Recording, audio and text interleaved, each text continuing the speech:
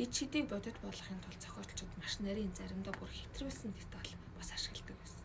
Хэрв зохиолч тэр маш их цус алдаж байв гэвэл энэ нь ердийн төрслөл болно. Харин хүүгийн шархнаас гарсан цус гудамж дахин урсаад зочдын өрөөгөөр дамжин галтгааны ширээний хөлийг тойрч одоо ээжийнх нь өмнө очиж зогсов гэж үчихэд уншигч тэрхүү цусыг хөдөлгөөнийг нь яг л нүдээр үзэж буй мэдрэмжийг авч байна. Тэр энэхүү наривчилсан зураглал нь уншигчийн тархинд энэ бүхэн ийм тодорхой дүрслэгдэж байгаа юм чинь үнэн байх ёстой гэсэн далд үдмэшлийг төрүүлж байгаа. Тэр зохиолын дөрүүд бүгдээрээ тухайн эд шидийг үнэн гэж хүлээн зөвшөөрөх нь маш чухал байна. Хэрв тосгоны бүх хүн бороо 4 жил үргэлжилж байна гэдэгт итгэж түүндээ дасан зогтож амьдарч чадах юм бол уншигч тэрхүү нийтийн үннээс гадуур үлдэж чаддаг. Тэр энэ нь хүний сэтгэл зүйн нэгэн онцлог буюу олонхын итгэж буй зүйлийг бодит гэж хүлээн авах зөв совинг ашиглаж байгаа юм хэрэг юм. За ингээд Латин Америкийн бодит байдал өөрөө заримдаа ямар ч логик багтангүй харгас бүх утга учиргүй байсан. За олон жилийн дарангуйлал цус зэрэгний дан асар том нутгийг хамарсан ганцаардл зэргийг Европын тайван амгалан реализмаар төслөх боломжгүй байсан гэж хэлж байна. За Гарсиа Маркес бол 1980 онд Нобелийн шагнал авахдаа хэлсэн үгэндээ манай төвийн бодит байдал бидний урам сэтгэмжээс хавьгүй илүү солиотой юм. Энэхүү солиорол донд бид өөрсдийнхөө амьдралыг тайлбарлахын тулд уламжлалт хэлнээс татгалзаж эд шидийн хэлийг сонгохоос аргагүй болсон гэж тэмдэглэсэн байдаг.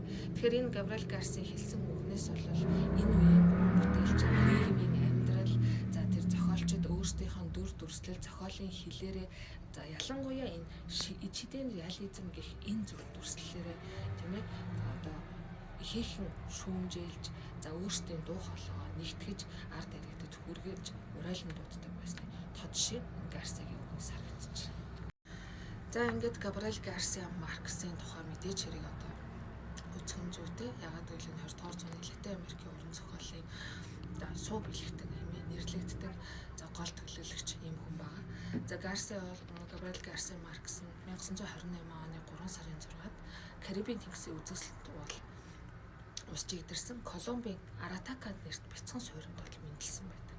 За өдгөө Колумбос нь төдийгүй дэлхийн олон үндэстэн хэлтний анхаарлыг татаж дэлхийн өнцөг олон бүрт зохиол бүтээл нь алдарсан ийм томоохон бүтээлч за дээрэс нь утга уран зохиол судлаач хүн байна.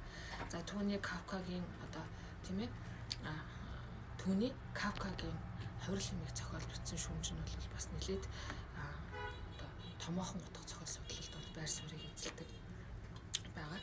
За ерөнхийдөө бол яг энэ судлаач Габриэл Гарсиа Маркесийн уран бүтээлийг судлаачид бол одоо Маркесийн зохиолыг Габриэл Гарсиа Маркесийн зохиолыг шидэт реализм гэж тодорхойлж өгсөн байдаг.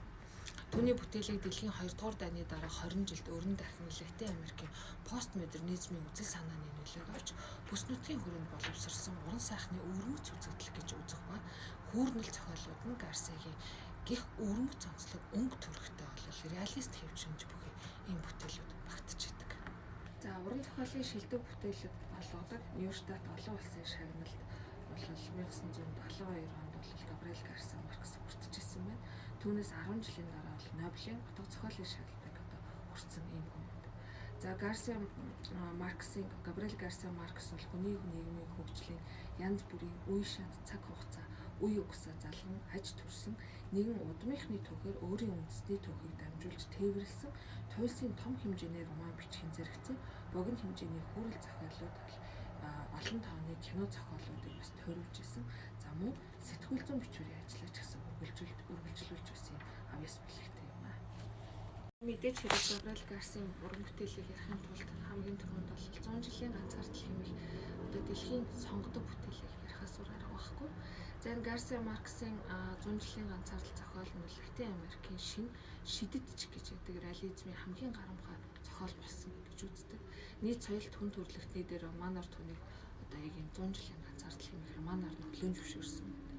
Тэр Габо хэмээх уран бүтээлийн ил нэрээрээ Латин Америкт их алдарсаж түүний зохиолын гол онцлог нь нийгмийн бодит амьдралыг дүрслэх үйл ажиллагаанд болцолт төв эд шидчлэх дүрслэх арга барилыг орчин үеийн амьдралд төсвөлж зохиолынхоо өргөнөл үйл явдлын гол шугамд нийцтэйгээр байршуулж баатруудынхаа өнөө цагийн хөгжсөн нийгмийн орчин ахуй сэтгэлгээний гүн одоо шүтэлцүүлэхдээ Баатруудаа голд өнгөрсөн цагийн явдал түүхийн гэрчлэлийн байр суурьнд тавьж шийдсэн өвөрмөц арга ур чадвар нь түүний авьяас бэлгийн гол үзүүлэлт болсон гэж бас судлаачид зохон тэмдэглэсэн байдаг.